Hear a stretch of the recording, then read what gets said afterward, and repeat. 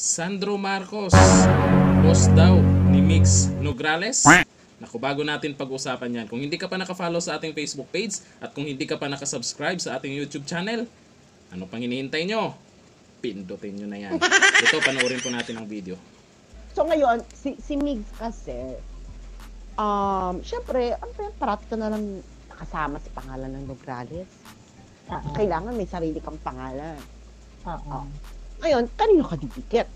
Hindi ka naman pwedeng dumikit sa mga Dutertes kasi nga, you're always gonna be under the shadows of Duterte. Correct. So ngayon, dumidikit ngayon siya. Malamang, ang didikitan niya ngayon ay Romualdez and Marcos. Di ba ang tawag niya nga kay Sandro Marcos, boss? My boss. Alam niyo ba yon? Tawag niya kay Sandro Marcos ay my boss. Meron niyang picture before. Ang sabi niya, boss niya si Sandro. Ayan o, sabi niya, ayan, may picture pa silang dalawa. Sabi niya, Attorney Migs Nograles now calls 1st District Ilocos Norte Representative Sandro Marcos her boss. She posted on her Instagram story a selfie with Sandro and captioned it with,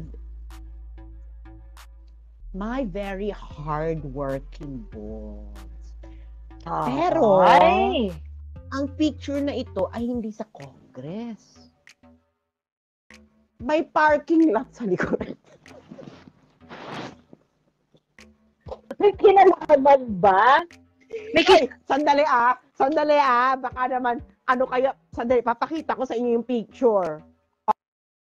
Di ba may parking lot sa likuran? Antaray. Di ba ayan parking, ano yan, Joey? Sige nga, ano yan? Parking lot. Parking lot. Dinidescribe ko lang po yung picture. Wala po ito kinalaman sa ating sinasabi kanina. Baka ma-confuse kayo. So, yun ang sabi niya. So, hardworking yung boss niya. At sa gimikan pa ata to. Ano yung gimikan ito? Gimikan siya. Diba? May sakit yata si Sas. Lahat na ba may ubo dyan sa China? Lumalamig na? Oo. Hindi kasi, girl, negative na ngayon. Nag-snow na. So, ayun na nga, sabi, ay, may mga natatakwa, may huli na. Wala po kayong nahuli. Dinescribe ko lang po yung picture. So, anyway, Chimbo Star. So, ngayon, syempre, doon ka. Kasi ganyan ang career di ba? Doon ka lalap. Kung gusto mo umadvance, umakyat sa eksena, umakyat sa camera, doon ka kung kanino ka makaka-advance. Unfortunately, that's the way to sa system natin ngayon, yun yung if you want to be favored, doon ka sa malakas, 'di ba? They have to find ways on how their one vote can be more valuable. 'Di ba? Ayun. Alam niyo ito si Migs Nograles. Galing-galingan din ito. Akala ko talaga totoong magaling siya. Pero yung napanood ko ang interview niya kay Karen Davila, magaling ba talaga?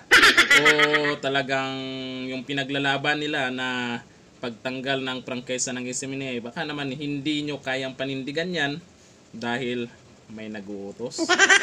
Meron ba? Ako, nagtatanong lamang ako.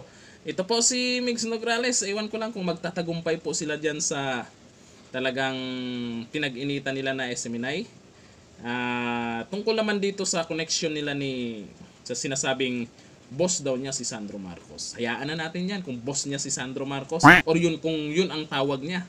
Tatawanan nga siya ng karamihan nung in-interview siya ni Karen Davila. Isang Karen Davila, isang attorney Migs Nograles ay hindi kayang sagutin ang tanong tungkol dyan sa SMNI. Ang alam ko nito si Migs ay dati naman sa SMNI yan siguro kung saan medyo popular o saan magandang dumikit doon.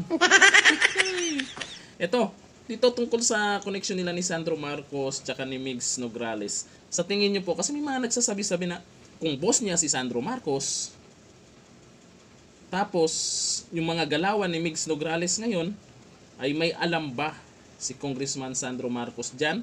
Alam ba niya? Yun po ang tanong natin, alam ba ni Sandro Marcos yung mga galawan ngayon ni Migs Nograles? Kayo, ano sa tingin nyo? Comment down below. Hanggang dito na lang. Thank you. Bye-bye.